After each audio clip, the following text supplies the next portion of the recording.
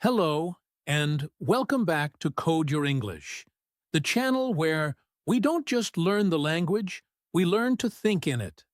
I'm so glad you've pressed play today, because wherever you're listening from, whether you're walking through your city, sitting in traffic, washing the dishes, or lying in bed with your eyes closed and your mind wide open, I want you to know that this episode was built specifically for you, the advanced English learner who wants more than vocabulary lists and grammar drills. You want ideas. You want language that actually means something. And today, we're diving into a topic that touches every single corner of human life. A topic so present in our daily existence that most of us never even stop to notice it: the psychology of influence. Before we go any further, let me ask you something, and I want you to really sit with this question rather than rushing past it the way we rush past so many things in modern life. How many of the decisions you made today were truly, completely, 100% your own? Think about the coffee you drank this morning, the clothes you chose to wear, the opinion you expressed in a conversation, the video you clicked on, the product you added to your cart, the way you responded when someone criticized you. Were all of those choices born purely from your own independent will, or were they shaped, even slightly, by something or someone outside of you? This is the uncomfortable but fascinating question we're going to explore together for the next half hour or so, because influence, my friend, is constant. It surrounds us like air. It moves through our relationships, our workplaces, our social media feeds, our advertisements, our friendships, our family dynamics, and yes, even through the quiet, private conversations we have with ourselves when no one else is listening. I want to be clear about something from the very beginning. Influence is not always a bad thing. It's not automatically manipulation. And it's not something sinister lurking in the shadows waiting to control you. Sometimes influence is subtle guidance, a gentle nudge in a direction that genuinely helps you grow. But other times, influence operates beneath our awareness, shaping our beliefs and behaviors without our consent, without our knowledge, and without our permission. And that's exactly why this episode exists. Because once you understand how influence works, you gain something incredibly valuable: the ability to choose more consciously, to live with greater intention, and to recognize when a thought in your head is truly yours, or whether it was planted there by something else entirely. So, settle in, get comfortable, and let your mind open up. Because by the end of this episode, you're going to listen to your own thoughts a little differently. You're going to look at advertisements differently. You're going to notice your own internal dialogue differently. And along the way, as always here on Code Your English, you're going to absorb rich, sophisticated, C1-level vocabulary naturally, the way native speakers actually use it, woven into ideas that matter. Let's begin. What is influence, really? Let's start with the foundation, because before we can talk about how influence works, we need to understand what it actually is, and more importantly, what it is not. In psychological terms, influence refers to the ability to shape another person's thoughts, emotions, beliefs, or actions, often without the use of direct force or explicit command. It's a broad and somewhat slippery concept, and that's precisely why people often confuse it with three other related ideas: persuasion, manipulation, and inspiration. These three words might sound similar on the surface, but the differences between them are crucial, and understanding those differences will sharpen both your thinking and your vocabulary considerably. Persuasion is, at its core, intentional. When someone tries to persuade you, they are openly and consciously attempting to convince you of something, usually through logic evidence, emotional appeal, or some combination of all three. A salesperson persuading you to buy a product, a friend persuading you to try a new restaurant, a politician persuading voters to support a policy, these are all examples of persuasion. And crucially, the intent is usually visible. You know you're being persuaded, even if you don't always recognize the specific techniques being used against you. Manipulation, on the other hand, is a much darker cousin of persuasion. Manipulation involves hidden or self-serving motives, and it often relies on deception, guilt, fear, or the exploitation of someone's emotional vulnerabilities. A manipulator doesn't want you to know you're being influenced, because if you knew, you might resist. Manipulation thrives in secrecy, and that secrecy is precisely what makes it so psychologically damaging. Think of a partner who slowly isolates someone from their friends and family under the guise of love, or a coworker who subtly undermines your confidence so that you depend on them more. These are manipulative dynamics, and recognizing the pattern is the first step toward protecting yourself from it. And then there's inspiration, which sits at the opposite end of the spectrum from manipulation. Inspiration is uplifting, empowering, and respectful of the other person's autonomy. When someone inspires you, they don't push or pressure you. They simply show you a possibility, a vision, a version of life or of yourself that feels worth pursuing. And then they let you choose freely whether to walk toward it. A great teacher who ignites a student's curiosity, a mentor who shares their own story of overcoming hardship, a piece of music that stirs something deep inside you. These are all forms of inspirational influence, and they tend to leave people feeling more capable, not less. Underneath all three of these, persuasion, manipulation, and inspiration, lies the broader machinery of behavioral psychology, the study of how and why humans behave the way they do. Influence operates through decision-making processes that are often far less rational than we'd like to admit, and it frequently works through something called social conditioning, the gradual process by which our families, cultures, and communities teach us, often without words, what is acceptable, desirable, or normal. By the time we reach adulthood, much of what we believe about ourselves and the world has already been shaped by years of conditioning we never consciously agreed to. So as we move forward in this episode, keep this foundational distinction in mind. Influence itself is neutral. It's simply the mechanism of change, but the intention and the method behind it determine whether that influence is harmful, helpful, or somewhere in between. Why humans are so easy to influence. Now that we understand what influence actually is, let's ask a deeper and more uncomfortable question. Why are humans, generally speaking, so remarkably easy to influence? Why don't we simply think for ourselves at all times, make perfectly rational decisions, and resist every external pressure that comes our way? The honest answer is rooted in evolutionary psychology, and it has everything to do with the fact that our brains were never designed for pure logic. They were designed for survival, and for most of human history, survival depended heavily on four deeply ingrained needs: belonging, certainty, social acceptance, and emotional safety. Let's unpack each of these for a moment, because they explain so much of our behavior. Belonging refers to our fundamental need to feel like we are part of a group, a tribe, a community. For tens of thousands of years, being excluded from the group often meant literal death. No protection from predators, no shared resources, no support in raising children. Even though modern life rarely presents that kind of physical danger, our nervous systems still react to social exclusion as though it were a survival threat.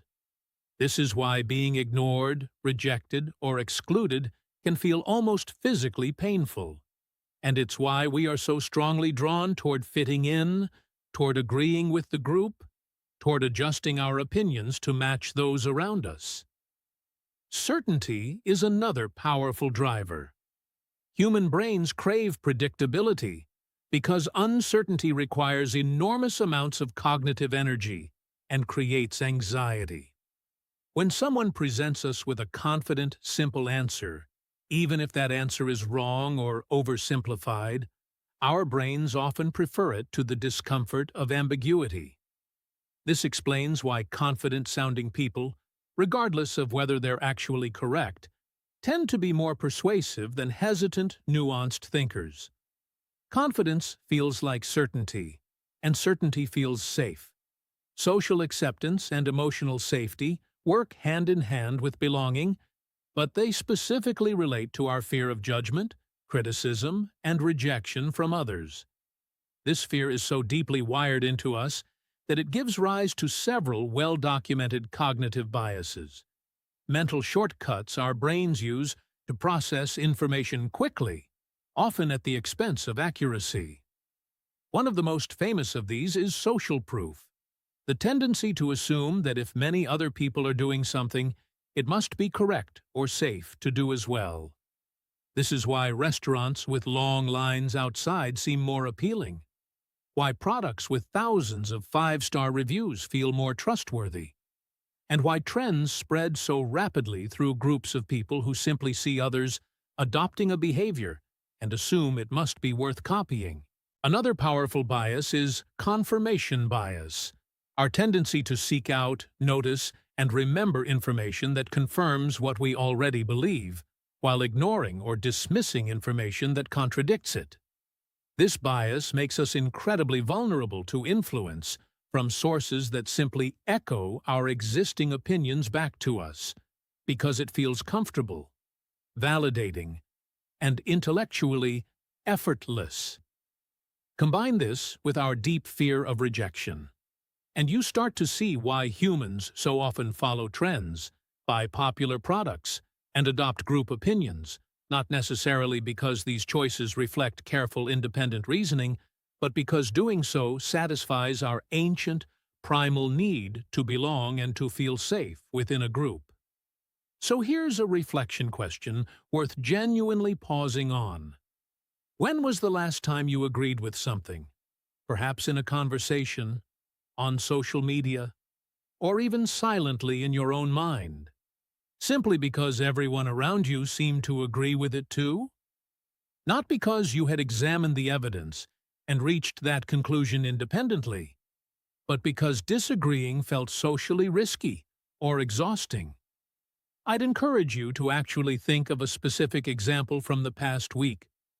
Most of us, if we're honest, can find at least one moment like this without too much difficulty, and noticing it is the beginning of real psychological awareness. The hidden forces that shape your decisions. Let's go even deeper now, because beyond the broad evolutionary tendencies we just discussed, there are specific, concrete forces operating in your daily life right now that are shaping your decisions in ways you've probably never fully examined. These forces are often invisible precisely because they are so familiar to us, so woven into the fabric of our everyday experience, that we mistake them for simply the way things are, rather than recognizing them as influences that were constructed, taught, or programmed. Consider family beliefs first. The household you grew up in instilled in you a set of assumptions about money, relationships, success, emotions, and self-worth, long before you were old enough to question any of it. If you grew up in a family where emotions were openly discussed and validated, you likely developed a different relationship with vulnerability than someone who grew up in a household where emotional expression was discouraged or even punished.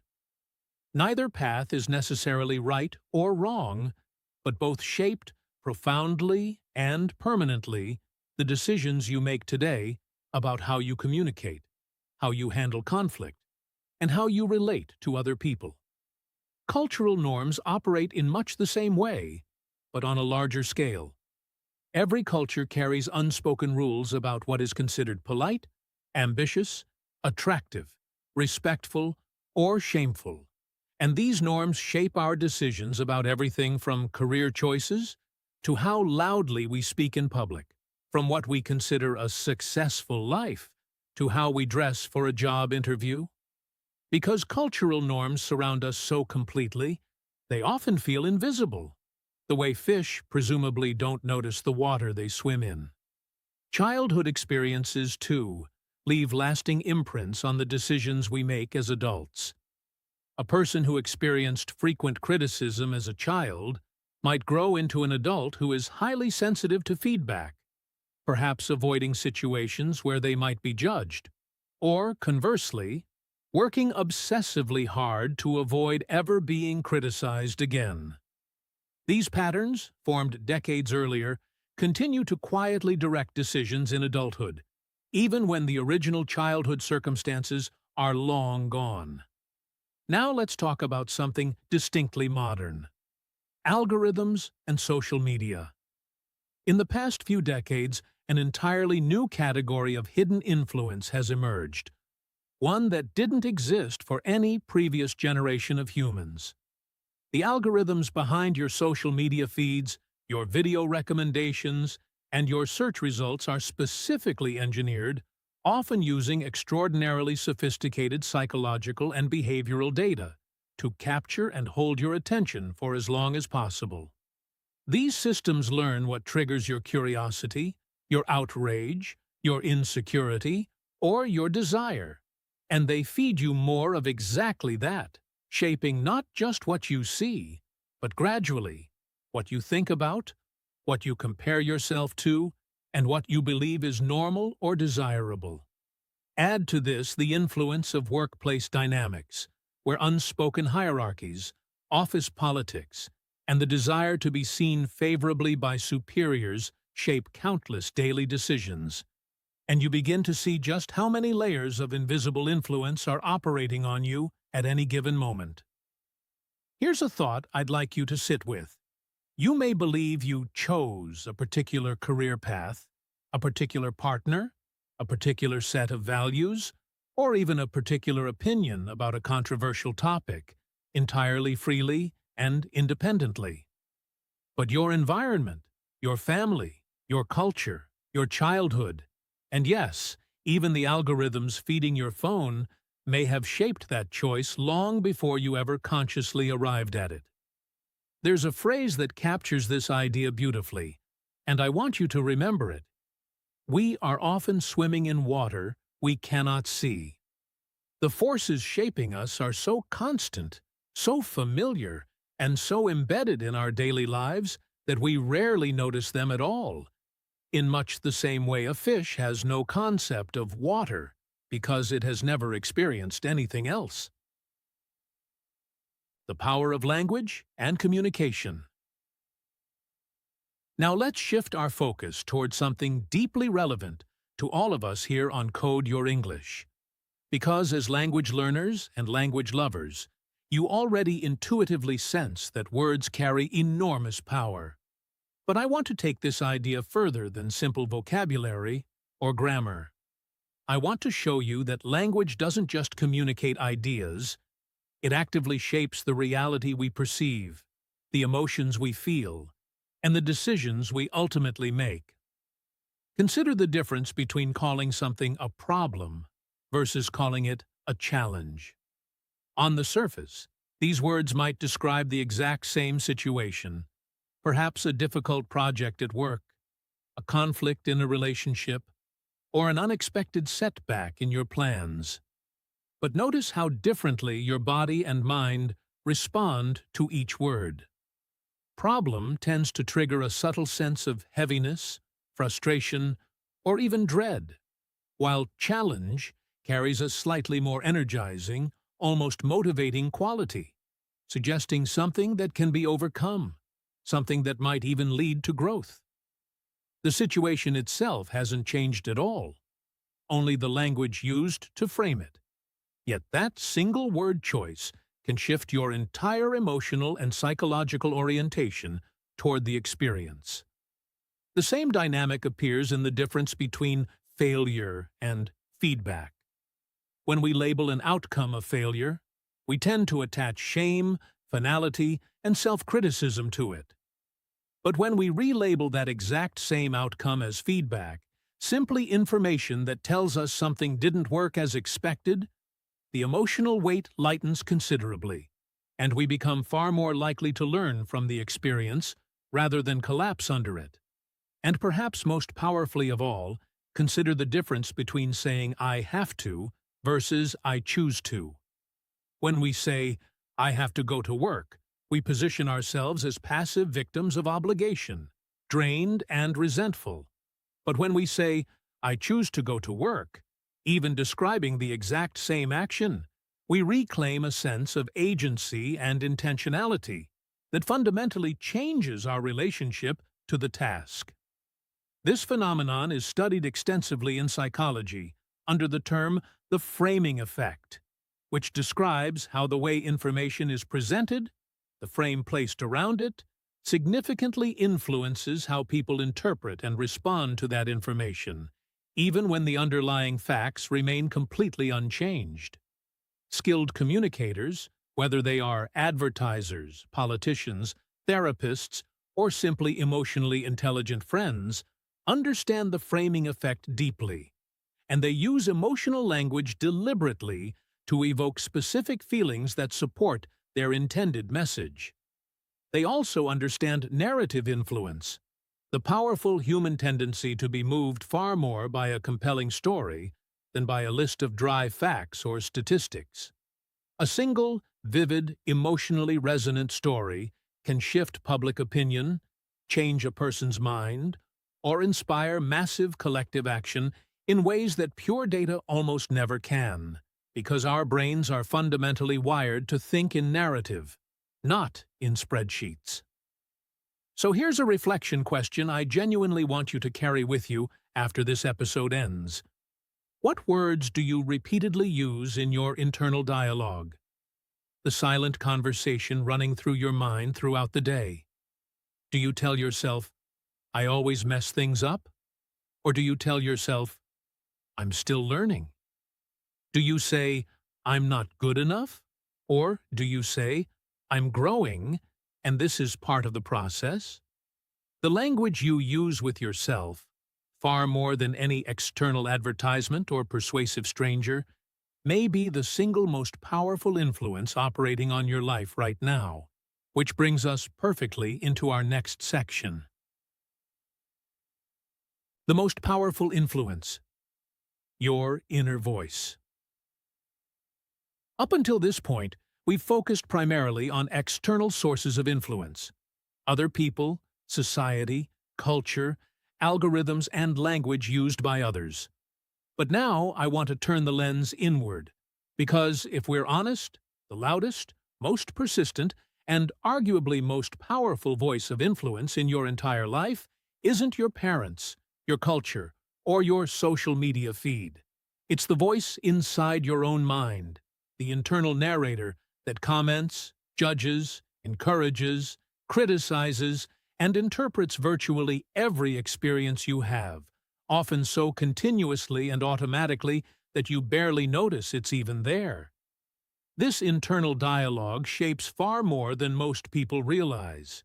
It shapes your confidence, determining whether you walk into a room believing you belong there, or believing you're somehow an imposter who doesn't measure up.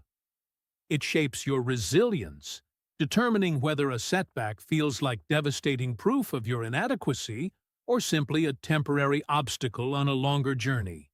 It shapes your motivation, determining whether you approach a difficult task with curiosity and determination or with dread and avoidance. And ultimately, it shapes your overall sense of self-worth, the quiet, underlying belief about whether you, as a person, are fundamentally valuable, capable, and deserving of good things. Psychologists who study this phenomenon often refer to limiting beliefs, deeply held assumptions about yourself or the world that restrict your potential. even though you may never have consciously chosen to believe them. A limiting belief might sound something like, "I'm just not a creative person," or "People like me don't succeed in careers like that," or "I always ruin relationships eventually." These beliefs typically formed years or even decades ago, often shaped by the exact childhood experiences, cultural conditioning, and emotional wounds we discussed earlier in this episode, yet they continue operating in the present, quietly closing doors before you've even had the chance to walk toward them. Closely related to limiting beliefs is the concept of self-perception, the overall mental image you carry of who you are, what you're capable of, and what you deserve. Your self-perception acts almost like an invisible filter through which you interpret every experience. If your self-perception includes the belief that you are someone who struggles with public speaking, you will likely notice and remember every awkward moment when speaking publicly, while conveniently forgetting or minimizing the times you actually did well, because your brain is constantly searching for evidence that confirms what it already believes about you. A pattern we might call a cognitive pattern, a recurring habitual way of processing information and experiences that, over time, becomes almost automatic. So I want to leave you with two genuinely important reflection questions here, and I'd encourage you to actually pause this episode for a moment if you need to, because these deserve real thought, rather than a quick surface-level answer. First, is your inner voice generally supportive or generally critical? When you make a mistake, does that inner voice speak to you the way a wise, patient mentor might, offering perspective and encouragement? Or does it speak to you the way a harsh, impatient critic might, attacking and belittling? And second, what story do you keep telling yourself over and over about who you are and what you're capable of? Because here's the profound truth underlying this entire section. External influence is powerful. Yes, but it almost always works through your internal dialogue. Advertisements, cultural pressures, and social conditioning succeed specifically because they tap into existing internal narratives, reinforcing beliefs you already hold about yourself. Change that inner voice, build genuine self-awareness, and you become remarkably less susceptible to external manipulation because you no longer need outside validation to feel whole. Ethical influence: how great leaders inspire others. So far, we've spent considerable time examining the more cautionary, even slightly unsettling side of influence, the hidden forces, the manipulative tactics, the cognitive biases that make us vulnerable. But I don't want you to walk away from this episode believing that influence is inherently something to fear or resist entirely, because influence, when wielded ethically and skillfully, can be one of the most powerful forces for genuine positive change in both individual lives and entire communities. This brings us to the fascinating topic of ethical influence, and specifically, how truly great leaders manage to inspire others without resorting to manipulation, fear, or control. The first thing to understand about ethical, positive influence is that it isn't fundamentally about control at all. Genuine leadership influence is built instead on three deeply interconnected pillars: trust, credibility, and emotional intelligence. Trust refers to the confidence others place in your reliability, your honesty, and your consistency over time. And it is, without question, the foundation upon which all lasting influence is built. Without trust, even the most eloquent words ring hollow, and even the most impressive credentials fail to move people. Credibility, meanwhile, refers to the believability of your expertise, your character, and your track record. The sense that you actually know what you're talking about, and that your past actions align with your present words. And emotional intelligence, perhaps the most underrated of the three, refers to the capacity to recognize, understand, and skillfully navigate both your own emotions and the emotions of others, allowing a leader to connect authentically rather than merely transactionally. Great leaders, the ones who genuinely inspire rather than merely command, tend to demonstrate four particular behaviors consistently. First, they listen deeply, not simply waiting for their turn to speak, but genuinely absorbing and reflecting on what others communicate, making people feel truly seen and heard, which is itself one of the most powerful and underrated forms of influence available to any human being. Second, they communicate clearly, stripping away unnecessary complexity and jargon so that their message lands with clarity and impact rather than confusion. Third, they create psychological safety, an environment where people feel genuinely free to express disagreement, share concerns, admit mistakes, and propose new ideas without fear of ridicule, punishment, or humiliation. And fourth, perhaps most importantly, they model the behavior they wish to inspire in others, understanding intuitively that people are influenced far more by what leaders actually do than by what leaders merely say. Think of figures like Simon Sinek, whose work on leadership and purpose has reshaped how entire organizations think about motivation and trust, or Nelson Mandela, whose capacity for forgiveness and reconciliation after decades of imprisonment inspired profound transformation across an entire nation, not through force, but through moral credibility and unwavering authenticity. Think also of the great teachers and mentors many of us have encountered in our own lives, the ones who never demanded our respect but somehow earned it completely, simply by believing in us more than we believed in ourselves, and by demonstrating, through their consistent actions, exactly the values they hoped we would adopt. This is the vocabulary worth internalizing here, because these words appear constantly in discussions of leadership, business, and personal development at the C1 level and beyond. Credibility, the quality of being trusted and believed in; authenticity, the quality of being genuine and true to one's actual values rather than performing a false image; emotional intelligence, the ability to understand and manage emotions skillfully, both your own and others; and trust building, the ongoing, deliberate process of establishing reliability and credibility over time. Ethical influence, then, isn't about overpowering someone else's will. It's about creating the conditions, through trust, authenticity, and genuine care, where someone chooses, freely and willingly, to move in a positive direction alongside you. Protecting yourself from negative influence.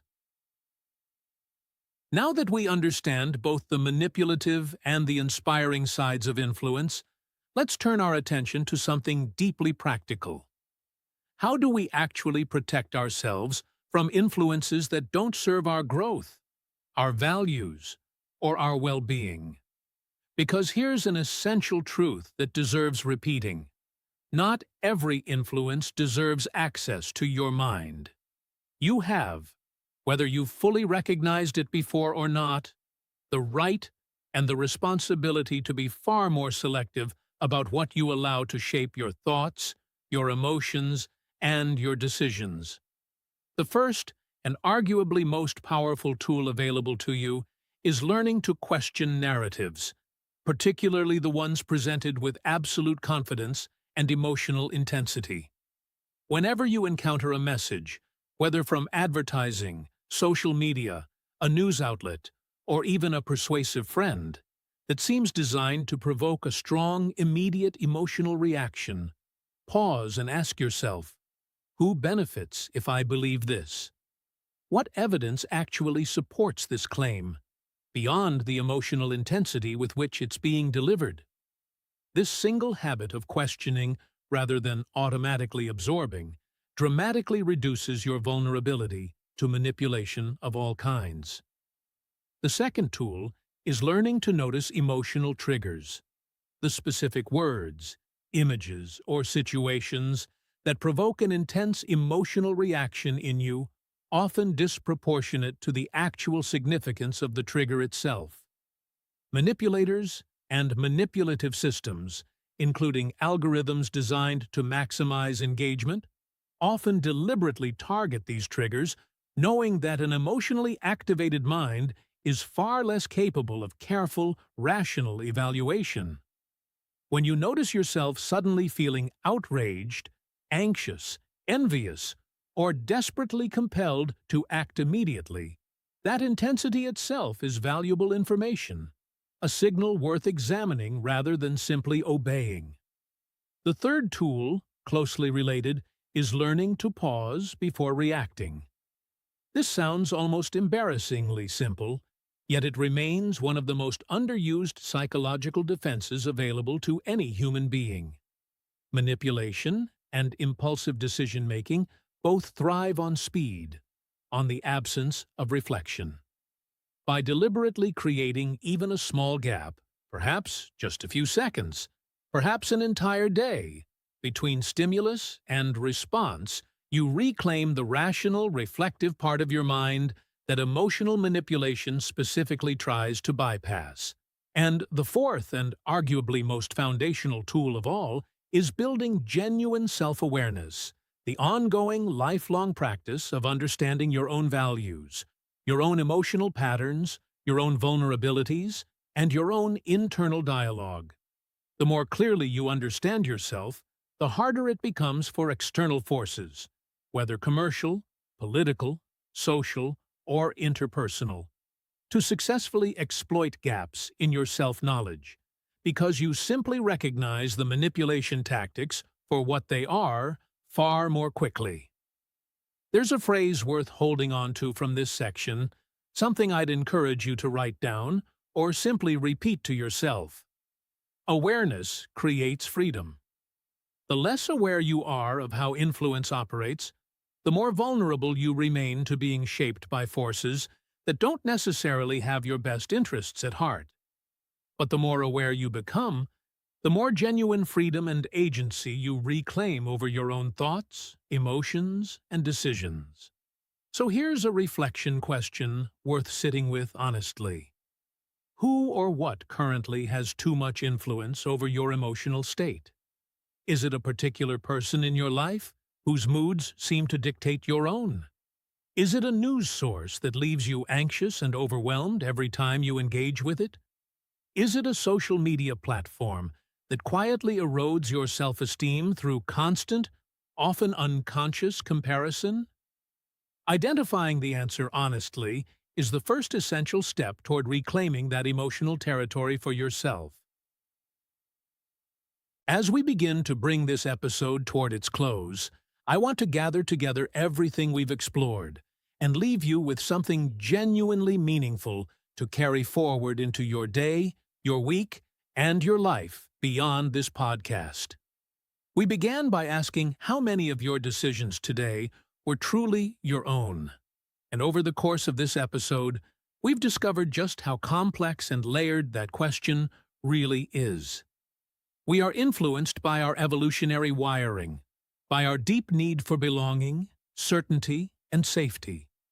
We are influenced by hidden forces like family beliefs, cultural norms, childhood experiences, and increasingly, by algorithms engineered specifically to capture and hold our attention. We are influenced profoundly by language, by the subtle framing of words that shape our entire emotional relationship to our experiences. And perhaps most powerfully of all, we are influenced by the ongoing internal dialogue running quietly through our own minds, a voice that can either limit us severely or, with intentional effort, support and empower us toward genuine growth. We've also discovered that influence itself is not the enemy. Used ethically, through trust, authenticity, and genuine emotional intelligence, influence becomes the very mechanism through which great leaders, teachers, and mentors inspire transformation in the people around them. And we've equipped ourselves with practical tools, questioning narratives, noticing emotional triggers, pausing before reacting, and building deeper self-awareness that allow us to protect our own minds from influences that don't genuinely serve our growth or well-being. So here, finally, is the real question this entire episode has been building toward, and I want you to consider it seriously, rather than letting it slip past you as simply another rhetorical flourish. Will you live unconsciously, allowing the countless forces around you to shape your thoughts, your beliefs, and your decisions without your awareness or consent? Or will you live intentionally, consciously examining the influences in your life and deliberately choosing which ones deserve your trust, your attention, and your energy? We cannot eliminate influence entirely. It's simply too deeply woven into the fabric of human existence, into our evolutionary biology, our social structures, and our daily environments to ever fully escape it. But we absolutely can become aware of it, and that awareness changes everything. I'll leave you with 3 final reflection questions to genuinely sit with after this episode ends, perhaps during your next walk, your next quiet moment, or even before you fall asleep tonight. What influences are shaping your life right now, in this current season, that you haven't fully examined before today? Which of those influences are genuinely helping you grow, expand, and become a fuller, more capable version of yourself? And which ones, if you're completely honest with yourself, are quietly holding you back, keeping you smaller, more fearful, or more limited than you actually need to be? There are no perfect answers required here, only honest reflection. Because the more aware you become of the forces shaping you, the more genuine freedom you gain to shape your own life deliberately, rather than simply reacting to whatever influence happens to reach you first. And that brings us to the end of today's episode here on Code Your English. I genuinely hope this conversation gave you not only a rich collection of advanced vocabulary, words like persuasion, conditioning, cognitive bias, framing effect, limiting beliefs, credibility, and authenticity, but also a deeper, more reflective understanding of how influence actually operates in your own life, both from the outside world and from that quiet, constant voice inside your own mind. If this episode resonated with you, if it made you pause, think, or even reconsider a decision you thought was entirely your own, please take a moment to subscribe to Code Your English wherever you're listening right now, whether that's on your favorite podcast platform or right here on this channel. Subscribing genuinely helps this content reach more advanced English learners just like you, people who are hungry not just for grammar and vocabulary, but for ideas worth thinking and speaking about. And if you have a moment, I would deeply appreciate it if you left a review or a comment sharing your own answer to one of today's reflection questions. Nothing helps this channel grow more than hearing your voice and your perspective. Don't forget to follow Code Your English on all our platforms, where we continue exploring fascinating, thought-provoking topics specifically designed to elevate both your English fluency and your critical thinking simultaneously. Share this episode with a friend who you think needs to hear it, perhaps someone who's been feeling a little too influenced lately, or someone who simply loves exploring psychology and language the way you do. Until next time, keep questioning the narratives around you, keep nurturing that inner voice with kindness and intention, and as always here on Code Your English, keep coding your English, one powerful idea at a time. Thank you so much for listening, and I'll see you in the next episode.